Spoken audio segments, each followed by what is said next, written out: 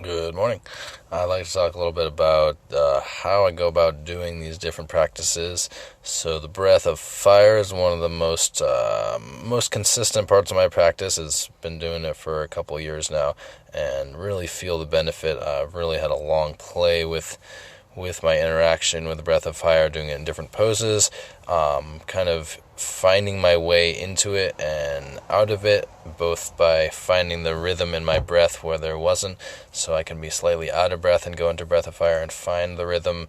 And as I seek to complete my breath of fire, I find a natural place in which the energy feels really balanced. So both the balance in finding it within it and moving out of it is really important. The more we feel connected and kind of intuitive with the practices we're doing, the more they become real and activating. So breath of fire is a very straight spine. Make sure you're either laying flat on your back or sitting or standing, and really make sure that your chin is tucked in and your jaw is back slightly, so you get that nice vagus nerve connection.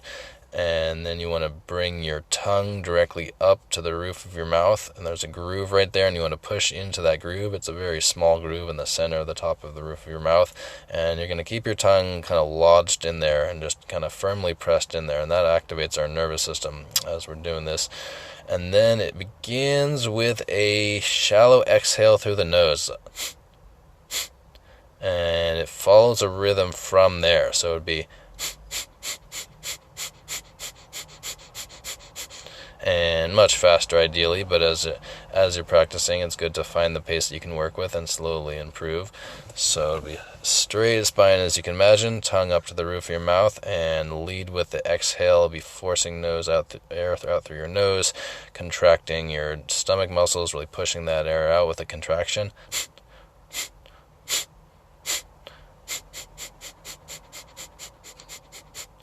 So we want to build up a nice rhythm with that. And we'll just want to keep that going. 20 seconds is a really great place to start, but we can really stretch this out. I've heard 2 minutes and 5 minutes be good places to be reaching for. Again, this is great in combination with other meditations, so I usually do this kind of before my main meditations or early on in my practice, so it kind of warms up and tones up all the lungs and organs, diaphragm and lungs especially, so any kind of singing or chanting afterwards is going to be much more resonant, and it's going to feel much more natural, have more access to range. So breath of fire is calling in the nutrition from the ether. It's basically absorbing the mystery of ether. Basically, we have gases which form different relationships, which form air that we breathe, and then there's a whole lot else there that we don't have a whole lot of detailed names for, because there's a lot about the universe we don't have names for. So ether, just everything that's everywhere. It's the space. It's everything that's in space. When it's in an atmosphere on a planet, there's a lot of gases and biological life, but everywhere in space there's like a uniform amount of this stuff. And it might vary slightly, but this stuff is everywhere. So what we need to survive, there's a whole yogic path that's based on just breathing and not eating anymore. So everything we need to survive is really in the sunlight and in the ether, and especially the earth. The earth has a lot to give us. The earth is a very strong life force, and so the more we're kind of aligned with this other strong life force, the more we share with the strength of that life force. Bare feet on the earth and just recognition and honoring the earth are two of the main forms, because when we recognize and honor something, we allow it into ourselves. We consciously allow it into our being, and then we can build a relationship. We can notice where it's affecting us and how it's helping us. And then the bare feet on the earth is just great because it's the highest form of antioxidant, so we can actually have great pain relief and great health by walking bare feet on the earth. It's going to just remove all the excess charge and extra static from our being. It's going to reduce inflammation. It's going to reduce toxicity. I don't know if anyone has tried an ionized foot bath. Those things are pretty cool. They literally pull toxins out of your feet. You can sit there and your feet are in a basin of water that's clear to start with, and 20 minutes later it's all round and scummy, pulling all the toxins out of your body. And the earth does a very similar thing. Just walking barefoot, we're pulling toxins and damaging energy, unnecessary energy is grounding out every time we take a step. So, again, being in nature helps all forms of meditation. If you can do breath of fire outside, it's going to be so much more potent because it's just so much more fresh and rich and alive, unless you're in a city environment where the air is really bad. But generally, doing things in nature, doing things bare feet, doing things in sun or partial sun, around trees, these are all things that support life. These are forms of life, and they support other forms of life. So basically just getting away from things that are destructive to life, which is most of civilization. So being around concrete and cars and people and traffic and these kinds of things take away from meditation. It's almost like our meditation is in such high demand that we're in these environments. The environment is like actively soaking up what we're generating because it's in such desperate need. So it's great to do it in every situation we're in. While driving is a great time to remain really in our hearts, really kind of curious about what's going on around us and loving about what's going around us. But in general, if we want to be looking to reach new heights and kind of explore new depths, being in nature to do this every once in a while is really important. Having a regular practice in nature, because we can just go so much deeper. It's amazing how when we have the support of our environment behind what we're doing, especially if we've been practicing our skills in less than favorable environments, and then we go on a trip out to the country for a couple of days and practice there, it's amazing how much magnified our practice is. I've gotten so much quote unquote better at what I do just because I went out to nature for a couple of days and did it out there. Again, this is the support. This is talking about the environment supporting where we're at. So at a certain point in our evolutional stage in different areas of our being, we'll realize that there's things in our environment that are holding us back. And I know people talk about, well, don't let the external forces control you. And there's a degree of truth in that. But at a certain point, there's also the factor that we are, interchangeable. We are communal beings, and so our environments affect us, and we affect our environments. And when our consciousness expands to the point where we recognize specific details of why an environment is preventing or slowing down our growth, we can say, oh yeah, I'm spending 5 minutes compensating for this every day, or I'm happy to move on and upward from this plateau, and everyone in my environment is looking to be below this plateau, or there's something in my environment that's slowing me down. I mean, sometimes the quality of the air, the feng shui, and it takes away from our life to the point where we become consciously aware of it, and we want to seek to increase our consciousness and increase our flow, so it becomes logical to change the environment or to switch to a different environment. So this is what people talk about over environments no longer supporting our consciousness and no longer supporting our path, moving on, walking away, or the more simplified versions that I hear a lot about this on Facebook. Relationships with people the same way. There's a certain point in which logic and fairness and whatever else just don't mean anything anymore, because if we're not in a situation that's healthy and we have a clear picture of what we want, we can just go for that clear picture. We don't have to bother explaining to people. And oftentimes people are committed to misunderstanding. They're committed to holding on to a belief and holding on to a feeling and holding on to a thought. They're committed to it. They don't really want to learn. They don't really want to grow or know. They will be fearful and angry of information sharing. They just want the microphone. They just want to talk more. So, at certain points, we just need to learn to ignore people, move on, get away, because people just don't have our best interest in mind.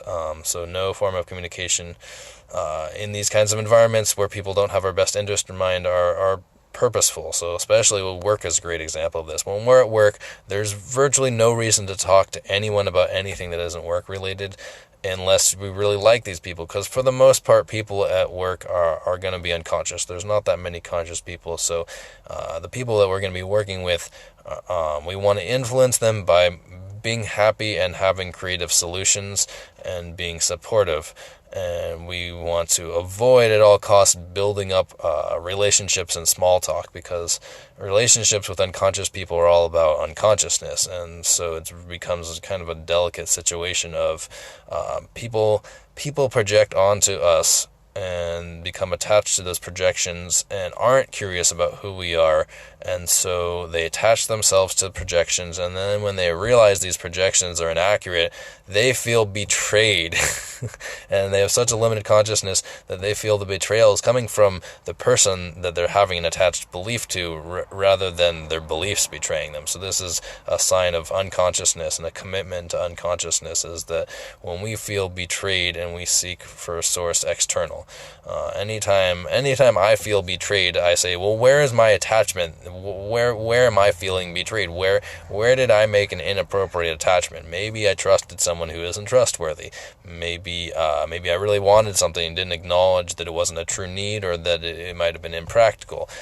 Betrayal. There's not really such thing as betrayal. There may be people who are not really honest and forthright in their being, and so they will do things that serve their interest and not other people's interest, and they may pretend to not be that way.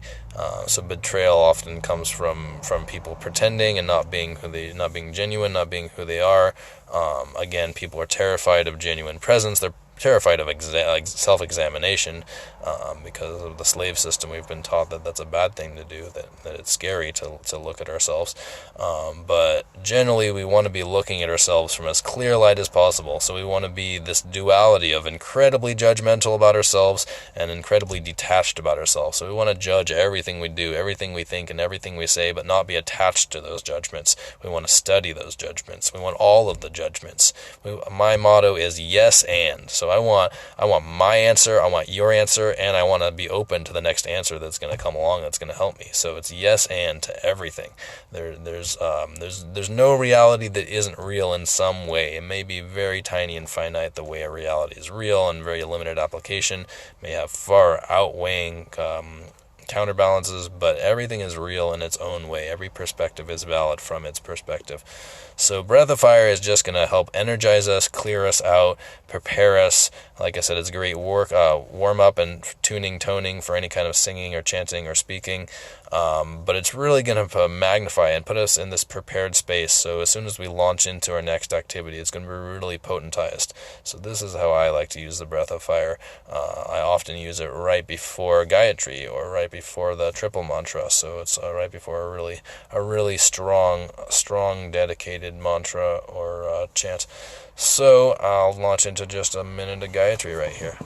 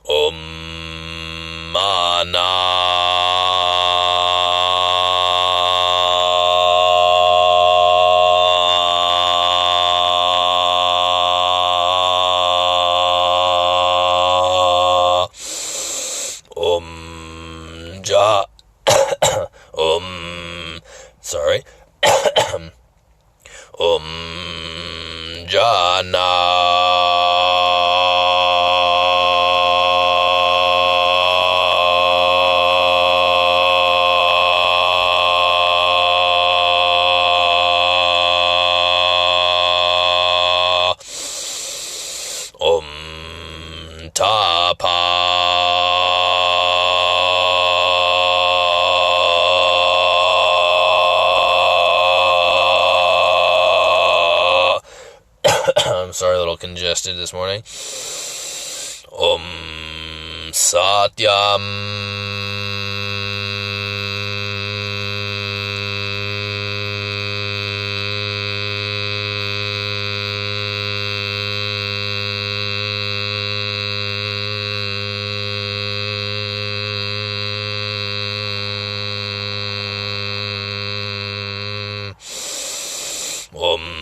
Tatsaviturvarenyam Bhargo Devasya Dhimahi Dhyayana Prachodayat Pujayati Rasam Ratam Brahma Bhuvarasvaram. Alright, hope you guys have a wonderful morning.